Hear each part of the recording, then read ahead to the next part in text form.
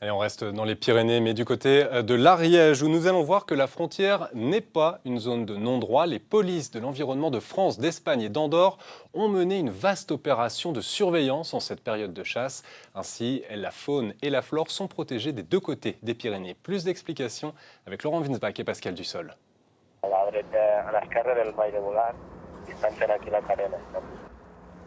Un policier de l'environnement de Catalogne aux côtés de deux homologues français. En pleine période de chasse de lizards et des galliformes de montagne, la frontière est sous surveillance. L'objectif aujourd'hui, c'est une surveillance sur une zone de chasse aux chiens, sur la perdrix grise et le lago pédalpin. Donc pour l'instant, on n'a pas noté de présence de chasseurs ni d'activité autre, mais on reste en planque comme ça pour observer et intervenir le cas échéant.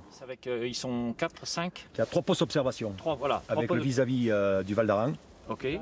5 zones de contrôle, une cinquantaine d'hommes mobilisés entre la France, l'Espagne et l'Andorre. L'opération est exceptionnelle par son envergure, mais elle traduit l'importance que les polices de l'environnement des 3 pays attachent à leur collaboration.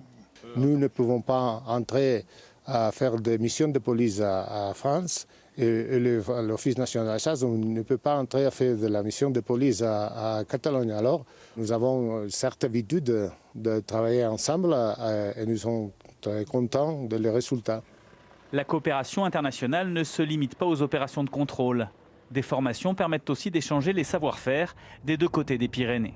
Ils sont très en avance sur certains aspects, notamment un sujet sur l'utilisation des chiens, par exemple, en matière de police, mais également en matière de recherche.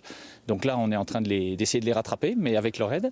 Et puis, inversement, en matière de techniques de police, etc., on a aussi des choses à leur apprendre. Mais c'est vraiment du bénéfice mutuel et c'est particulièrement intéressant parce que c'est un vrai enrichissement pour les deux pays.